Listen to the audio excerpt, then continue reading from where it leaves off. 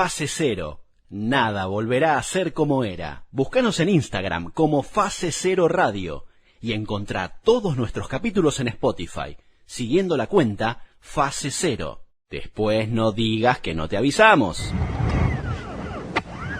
Nos metemos en la entrevista con Georgina Orellano. Ella es secretaria general de las trabajadoras sexuales, trabajadoras, y sí digo bien, trabajadores y trabajadoras, puede ser, de los dos sexos en la calle de la Argentina, sexuales argentinas. ¿Presento bien así, Georgina? Sí, es correcto. Bien.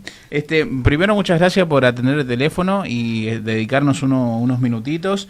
Quien te habla, Álvaro Garay y María Jiménez, estamos aquí en el programa de Fase Cero y yo tengo una curiosidad de aprender siempre y creo que es una buena manera de hablar con la secretaria general. Entonces, la primera pregunta es, ¿desde cuándo asumiste este rol como secretaria general de las trabajadoras sexuales de la Argentina? Bueno, buenas tardes. AMAR es una organización que ya tiene 26 años. Yo me sumé al sindicato en el año 2010, primero para acercar una problemática que atravesábamos en el barrio donde aún sigo ejerciendo el trabajo sexual en la calle. Fue la violencia institucional, el estigma, la discriminación por parte de los vecinos que nos empujaron a un grupo de trabajadoras sexuales a acercar nuestra problemática al sindicato, y a partir de ahí empecé a involucrarme con la lucha colectiva. En el año 2014 fui elegida por mis compañeras como secretaria general del sindicato y este es mi último mandato, así que el año que viene ya dejaré de ser la secretaria general de la organización, pero seguiré comprometida en la lucha, en la causa, y acompañaré desde el lugar que las compañeras decidan. Bien, o sea que hay AMAR en muchos lados, en muchas provincias. Vos vas a ser la general de la Argentina. Ya lo sos. Claro, sí, lo sigo siendo hasta el año que viene, que se me termina el mandato. Claro. Y sí, AMAR está presente en 13 provincias. Actualmente tiene organización gremial en 13 provincias de la Argentina, y pensar que en el año 95 nació con un grupo pequeño de trabajadoras sexuales organizándose en la Ciudad Autónoma de Buenos Aires. Georgina, ¿y cómo surge? Me contaste bien el inicio, ¿no? De por qué se empezaron a organizar y por qué lo hicieron. Y hoy, quizás estar ligada a AMAR, ¿qué beneficios tienes o cuáles son las cosas buenas de estar en el sindicato? Bueno, primero creo que lo primero que podríamos llamar como bueno es estar organizada, que no es un dato menor. Bien. Digamos, tener un sindicato, tener una organización, tener un espacio donde poder acercarte y traer todas tus problemáticas, saber que ese espacio, las que te van a recibir son compañeras tuyas pares que han pasado exactamente por lo mismo, como el estigma, como la discriminación, como la falta de derecho, la persecución policial, el pago de coima, la violencia institucional, que son básicamente los problemas generales y mayoritarios que traen las compañeras en las distintas sedes que tenemos desde AMAR. Contamos con un equipo interdisciplinario de abogados, abogadas, asistentes sociales, psicólogas sociales que dan apoyo y acompañamiento y derivación en los casos puntuales de las compañeras. En el contexto de pandemia modificamos mucho el acercamiento y la asistencia que ofrecemos desde AMAR. Comenzó a ser una urgencia asistirlas socialmente con alimentos. También en muchos AMARes el año pasado surgieron merenderos en los barrios en las barriadas donde viven nuestras compañeras, comedores, reparto de viandas en los hoteles y en los inquilinatos donde vivimos muchas de nosotras, y también esto surge también con nuestra precarización que quedó con la pandemia más evidente que nunca. Así que para nosotras es importante estar organizadas, tener voz propia, haber recuperado la palabra, y luchamos justamente por eso, para ser escuchadas, para que se modifiquen ciertas legislaciones que nos terminan criminalizando, que le otorgan mayor poder a la policía, y que se desplieguen políticas públicas, que las compañeras puedan contar con políticas públicas desde el Estado, y que no seamos nosotras, a través de la autogestión, estar sosteniendo un montón de situaciones que atravesamos por no tener respuesta alguna del Estado. Y cuando se le apunta al Estado, o al menos se lo invita a charlar, ¿qué es lo que principalmente se le pide? No sé, imagino, quizás existe esto y es real, una zona exclusiva para poder trabajar, donde no ser molestado por vecinos, por policías, por qué sé yo, por quien se le ocurra molestarlas. Eso es justamente lo que nosotras no queremos, Nosotras no queremos zonas exclusivas para trabajadoras sexuales, porque de hecho las experiencias que hay en algunos barrios, de hecho acá en Capital Federal está la zona roja de Palermo, sí, que son los bosques. Es el único lugar donde se supone que en Palermo podés ejercer el trabajo sexual. Pero también lo que vemos es que tener una zona pura y exclusivamente para poder trabajar nosotras, lo que hace es convertirnos en un gueto, es aislarnos socialmente, cuando una de las principales problemáticas que tenemos nosotras es el estigma de discriminación. Entonces, si vos aislás a la compañera, la sacás del centro de las ciudades, las ponés en las periferias de las ciudades, en los márgenes de las ciudades, no cambia nada nuestra realidad, porque seguimos siendo discriminadas, vamos a seguir siendo excluidas socialmente. Entonces, nosotras no queremos zonas rojas. Nosotras por ahí lo que queremos es mejorar nuestra vinculación con los vecinos, con las vecinas.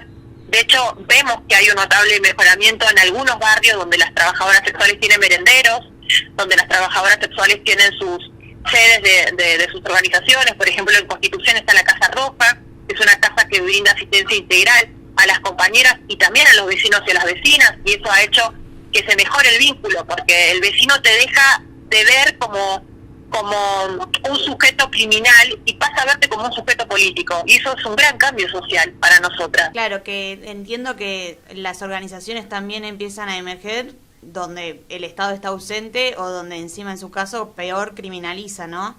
Entonces, por lo que yo entiendo que estás diciendo es que sea considerado un trabajo y como tal que esté regulado y como tal no tiene por qué estar diferenciado del resto de la sociedad, sino ser un trabajo más con todos los derechos que eso implica.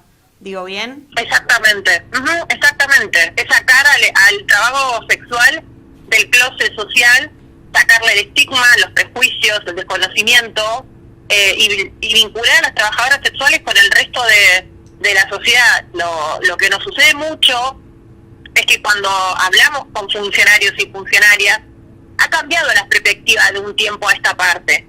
Primero teníamos que explicarle por qué las trabajadoras sexuales estábamos organizadas. Después hubo un momento en el que teníamos que explicarle qué queríamos las trabajadoras sexuales. Después había que explicarle que el trabajo sexual no era lo mismo que la trata de personas. Y después ahora los que hablan más en las reuniones y las que hablan más son las funcionarias y funcionarios que quieren conocer más de las formas en las que nosotras nos organizamos y cómo abordamos distintas problemáticas. O sea, nosotras vemos que cambió un poco la mirada, por lo menos desde el ámbito estatal. Por supuesto que falta que ese compromiso o ese despertar de querer conocer más en profundidad nuestras problemáticas se traduzcan en legislaciones que mejoren nuestra calidad de vida. Cuando encuentro esos detalles, ¿no?, de pequeñas chispas que hay, ¿qué respuesta encontrás vos cuando justamente se quiere abolir la prostitución como algo que está mal, cuando quizás para quienes la ejercen como trabajo no pasa absolutamente por estar mal o estar bien, sino que es un recurso para poder vivir? ¿En qué reflexión llevás vos a lo que acabo de decir? Lo que pasa es que pasó mucha agua bajo el puente. Hay una organización que es la nuestra que tiene 26 años, entonces pensar qué reflexión puedo tener con aquellas personas que tienen una postura tomada, donde legitiman nuestro testimonio, donde ponen en duda nuestra palabra, donde cuestionan nuestra vida y nuestra decisión, es quitarle el tiempo a resolver los problemas a las compañeras. Entonces ya pasamos por ese momento en pensar por qué la otra me niega derechos, por qué la otra no quiere que mi trabajo sea reconocido, y entendimos que hay una cruzada moral. Y ahí nosotras tenemos que elegir, o nos quedamos batallando con esa cruzada moral, o nos quedamos en el sindicato resolviéndole los problemas a las compañeras. Y elegimos siempre la segunda, porque entendemos que esa persona que opina que hay que abolir el trabajo sexual, lo opina porque está convencido de que nuestra actividad no puede ser considerada un trabajo, porque lo asocia contra la violencia, la falta de oportunidades, y que nuestra lucha no pasa por convencer y cambiarla a ella de opinión, sino que por nuestra lucha pasa primero convencidas que estamos nosotras, de que esto es nuestro trabajo, que lo queremos mejorar, que queremos mejorar las condiciones, que queremos tener obra social, jubilación, salir de la clandestinidad, dejar de pagarle a la policía. Y lo último, porque entendemos que para que esa persona deje de asociar nuestra actividad con algo malo y abandone esa cruzada moral, tiene que haber una transformación social, que es ganarle la batalla cultural. Y para eso falta todavía mucho tiempo, muchos años, pero mientras tanto, nada, la que ponemos nuestro cuerpo y pagamos con la precarización laboral, somos nosotras. El trabajo sexual no se va a abolir. Esa es la realidad, va a seguir existiendo. Más clandestino, más criminalizado, pero va a seguir existiendo. Entonces esa utopía que piensan mucho, bueno, hay que abolir el trabajo sexual, sabemos que no lo van a abolir nunca. O sea, si no lo abolieron hasta ahora, que se prohibieron casi todas las formas de ejercerlo, se prohibieron cabaret, whiskería, 259, hay códigos contravencionales, que aún así sigue habiendo trabajo sexual, sigue habiendo trabajadoras sexuales, es porque tu política, tu mirada falla, y por ahí lo que vos pensás no es lo que las otras personas que lo ejercen tienen para con su vida. Sí, entiendo, es como el eterno debate dentro de los feminismos, de si abolicionismo regulacionista, y en definitiva, como vos decís también, bueno, pero hay una urgencia, hay un presente, que es poner donde uno gasta el tiempo y la energía, que es en su caso trabajar para la calidad de vida de las trabajadoras sexuales y tus compañeras. Sí, porque también, ¿sabes qué? Nosotras batallamos mucho dentro de los espacios feministas para ser escuchadas, para que en el pliegue de demandas de cara a todos los 8 de marzo esté incluida nuestras demandas, nuestras reivindicaciones, nos puedan mencionar, tan siquiera mencionar. Acá están también las trabajadoras sexuales, y fue mucho desgaste, y la verdad que nosotros salimos de esa asamblea y nada de nuestra vida cambió. Claro. O sea, se teoriza, se discuten, tuvimos horas y horas discutiendo en asambleas, no sé, me acuerdo de la primera asamblea que discutimos, 3 asambleas seguidas discutiendo si teníamos que estar o no nombradas. O sea, no era ni tomar una postura, sino, bueno, vamos a nombrar a todos los colectivos que son parte de esta asamblea. Y se detuvieron 3 asambleas discutiendo si las trabajadoras sexuales teníamos que ser nombradas o no. O sea, hasta esa negación al sujeto político organizado, esa negación hasta hacia nuestra identidad, que es muy violento pasar por eso, ¿no? Que te nieguen, que te nombren, que es como no existís, no quiero que existas, pasar por esas situaciones súper violentas, y que después llegamos a la conclusión que nada cambió, porque la asamblea terminó y después nosotras seguimos paradas en la esquina, pagando coimas, parando operativos, frenando desalojo de nuestras compañeras, viendo cómo conseguimos la medicación a las compañeras o cómo le conseguimos un turno para que la puedan atender, que no la discriminen los hospitales o los centros de salud, acompañando los casos de trabajadoras sexuales madres solteras que están con juicios por su platenencia de sus hijos, y que se indaga mucho en la vida de esa trabajadora sexual, poniendo en cuestionamiento si puede ser mamá o no, y si puede ejercer la maternidad de manera plena o no. Entonces hay muchas cosas por hacer, y la verdad que el feminismo a nosotras, por supuesto, que nos aportó en un montón de nuestra lucha, pero ya está. O sea, hay una polarización de la que nosotras no queremos ser parte. Creemos que tiene que convivir todas las posturas posibles, porque el feminismo nos pertenece a todas y a todos.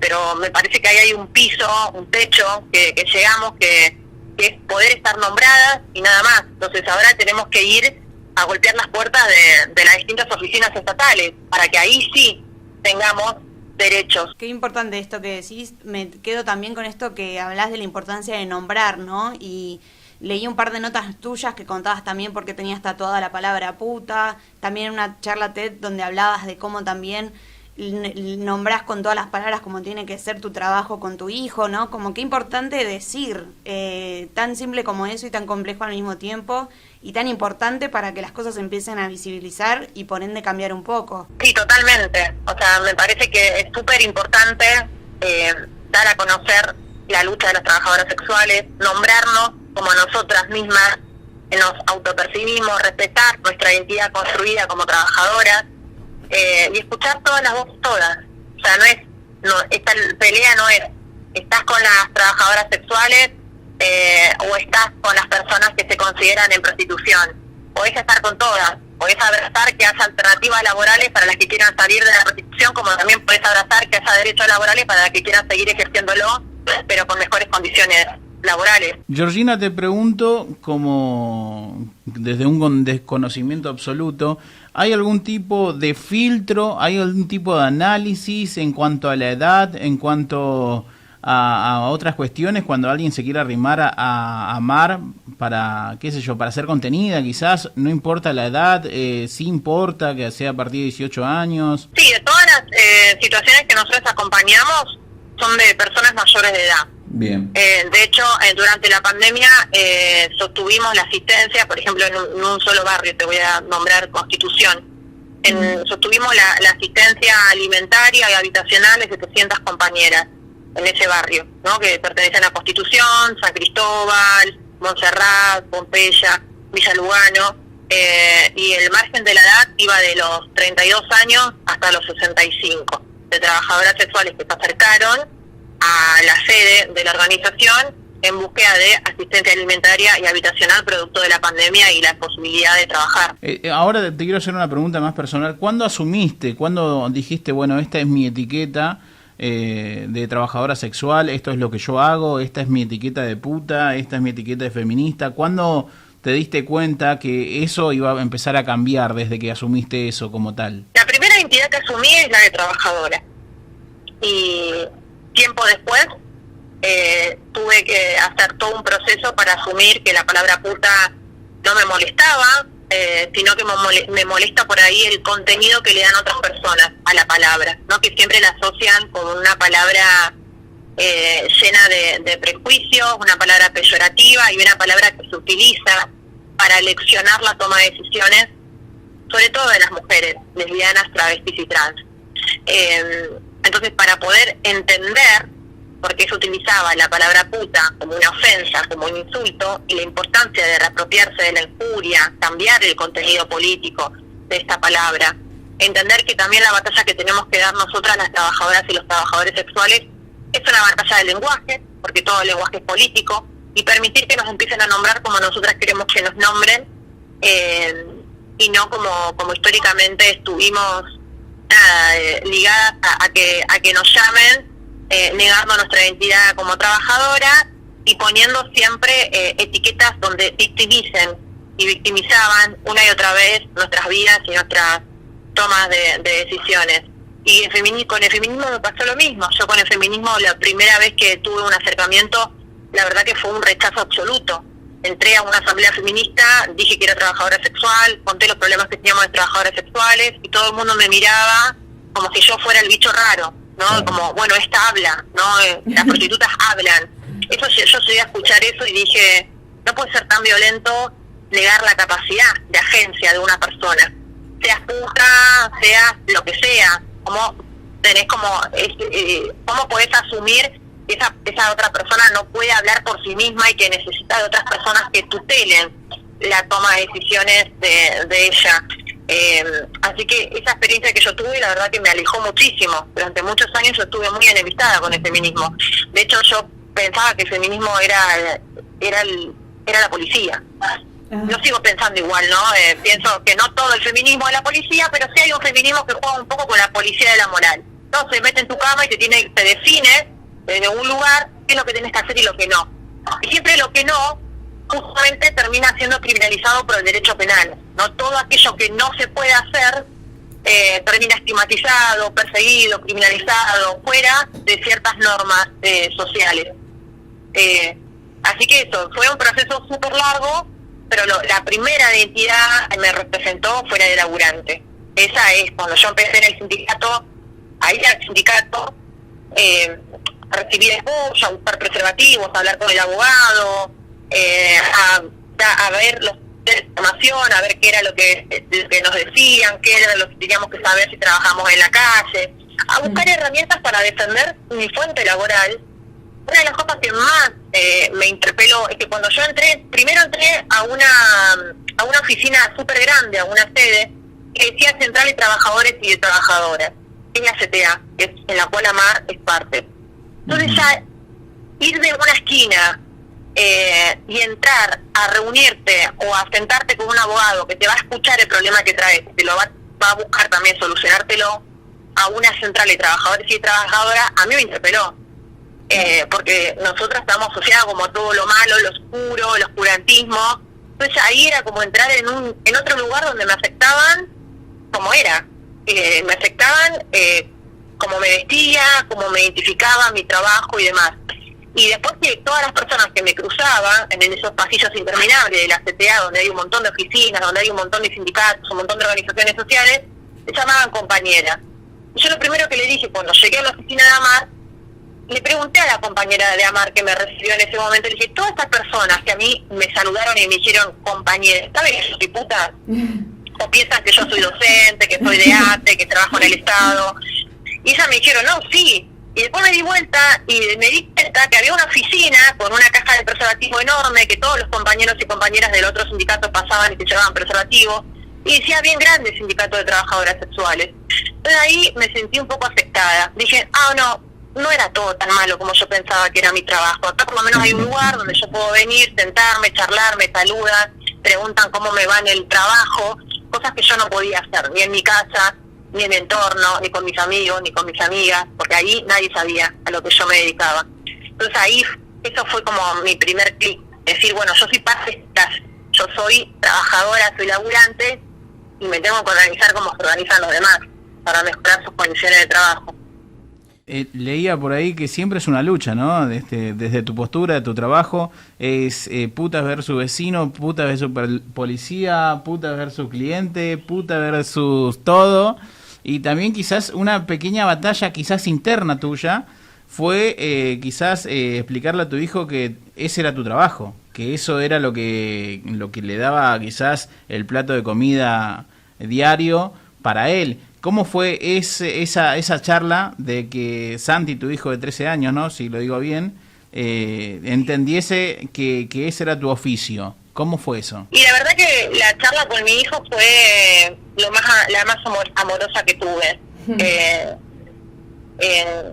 Quizás por ahí la más temerosa fue la con mi mamá, la más temerosa también fue la de contarle a mis amigas o ver qué iban a decir mis hermanos, mis hermanas, pero con Santi fue la charla más amorosa que tuve. Yo soy mamá soltera, y siempre que iba al sindicato, que iba a las marchas, Santi era muy chiquitito, tenía 3 años, y yo no tenía con quién dejarlo, entonces siempre me lo traía conmigo, y estaba jugando ahí en el sindicato mientras yo participaba de charlas, lo llevaba a las marchas. Entonces fue criando con trabajadoras sexuales, se fue criando en el ámbito sindical, se fue criando escuchándonos a nosotras, formándonos sindicalmente, se fue criando con otros hijos también de trabajadoras sexuales que le pasaba lo mismo que a mí, es esto, ser mamá soltera y cargar con la responsabilidad del cuidado a tus espaldas 100%. Entonces fue súper amoroso, porque yo cuando me senté, Santino tenía casi 6 años, iba a empezar primer grado, y empezó a leer los folletos de AMAR. O sea, estaba aprendiendo a leer, y yo lo vi que estaba leyendo los folletos de AMAR que yo tenía en mi casa, que hablaban de derechos humanos.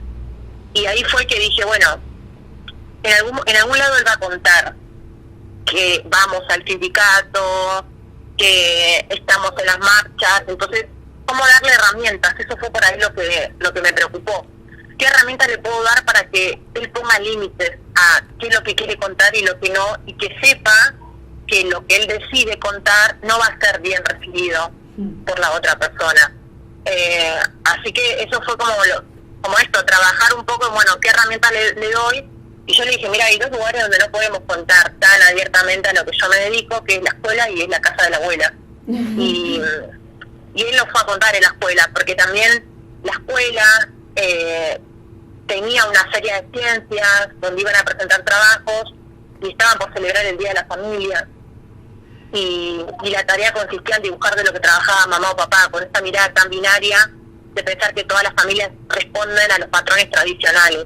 Entonces Santino dijo, yo papá no tengo mamá, y mi mamá es trabajadora sexual. Y lo dibujó, y volvió angustiado a mi casa diciéndome que la señorita todo el tiempo lo corregía, y le decía, no, qué bien, la mamá de Santino es trabajadora social, hace un re buen trabajo.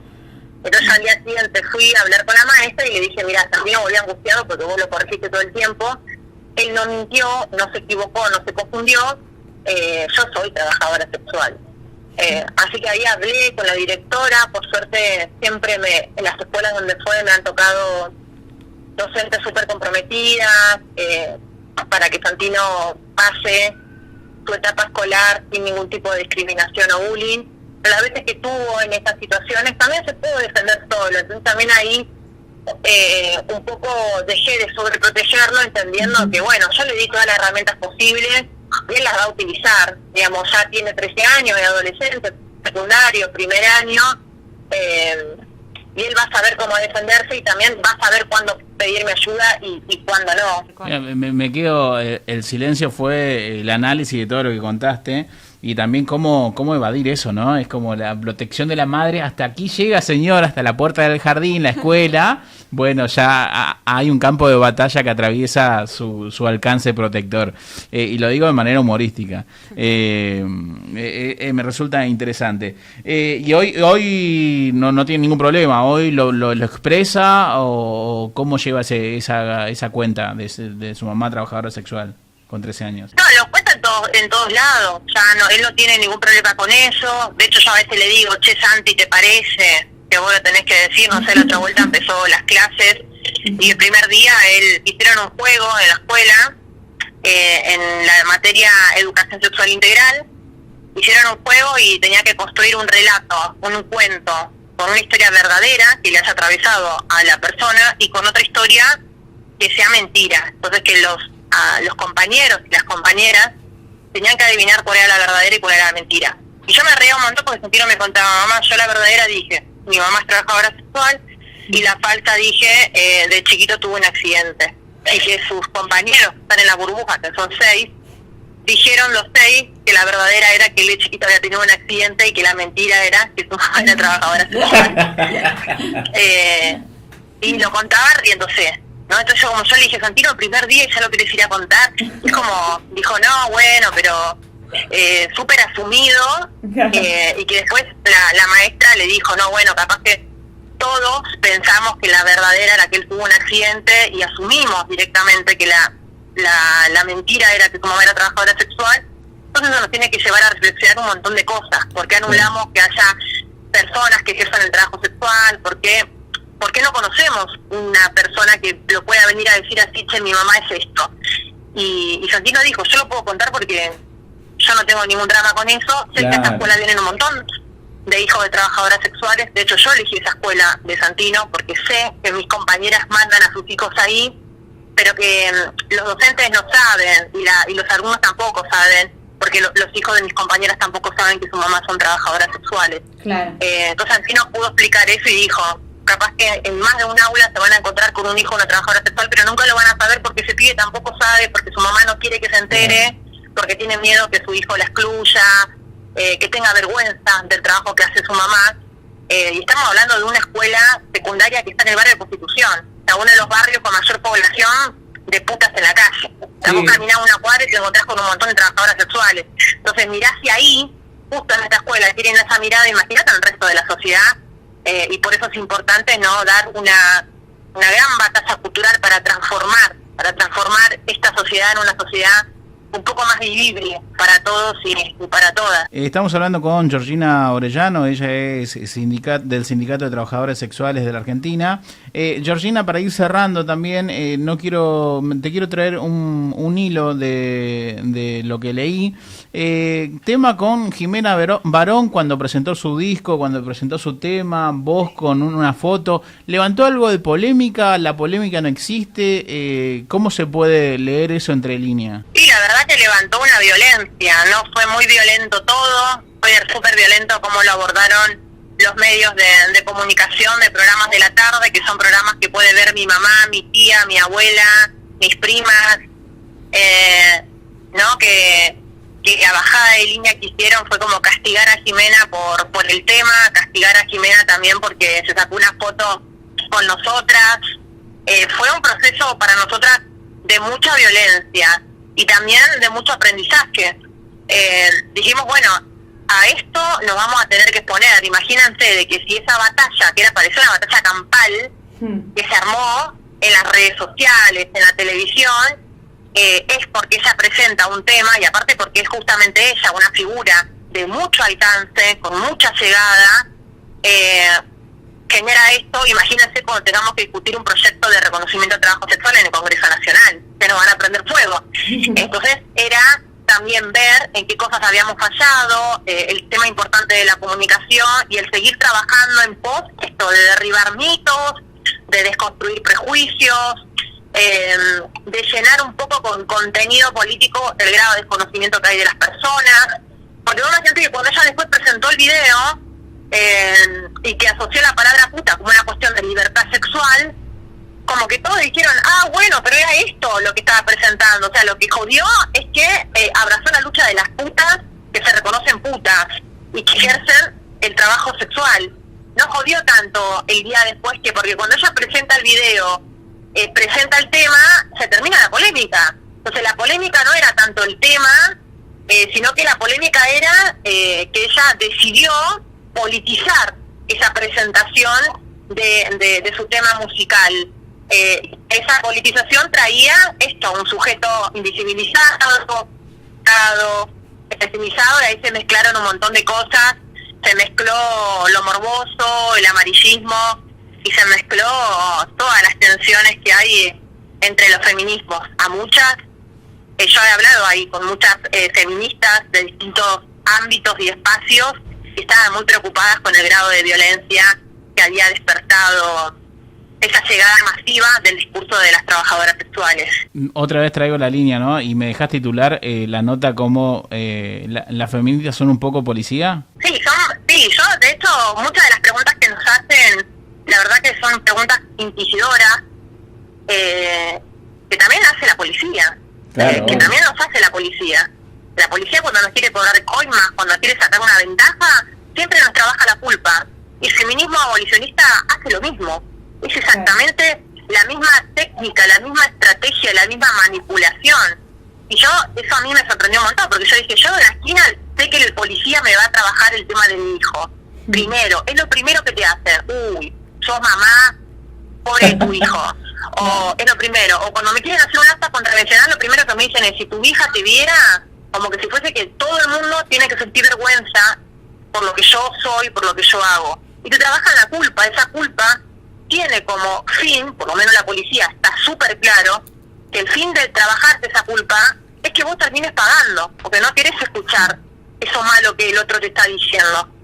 Claro. Y con el feminismo abolicionista te utiliza lo mismo, porque te dicen que no podés estar orgullosa de ser trabajadora sexual, que nadie podría estar orgullosa, que es violento, que no existe poder de decisión, que si tanto defendemos el trabajo sexual le recomendaríamos a nuestros hijos.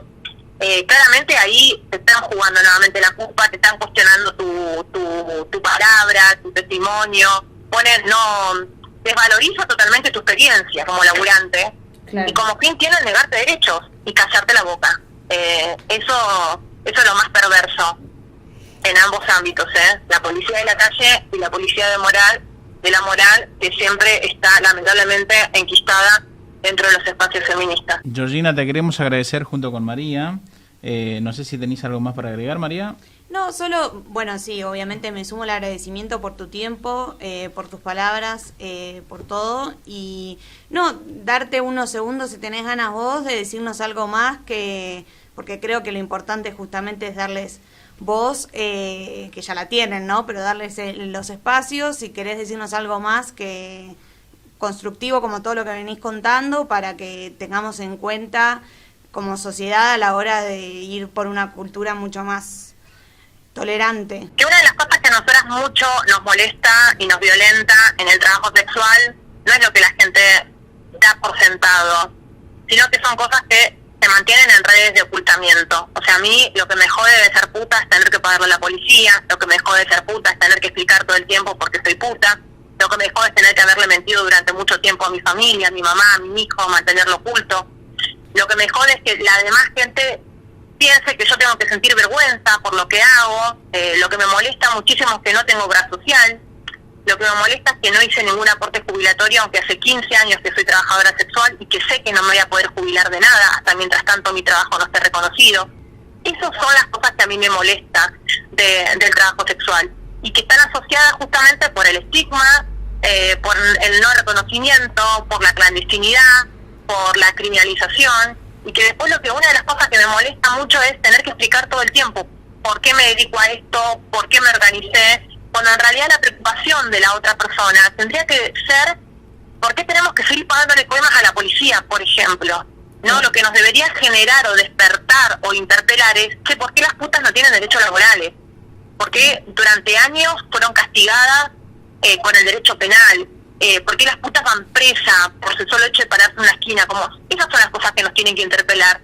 Y lo otro, no resuelto para muchas personas, es por lo menos tener una mirada más interseccional, porque lo que se ha creado en nuestra sociedad totalmente clasista es pensar que las mujeres todas tenemos los mismos problemas, y no es así, porque una mujer que nació en el barrio de Recoleta y tuvo la posibilidad de ir a la universidad no va a atravesar las mismas desigualdades y opresiones que una chica que nació en un barrio de emergencia, que caminó calle de tierra y que no tuvo la posibilidad ni siquiera de terminar el secundario y tuvo que salir a trabajar de lo que sea, porque lo que vale ahí es sobrevivir.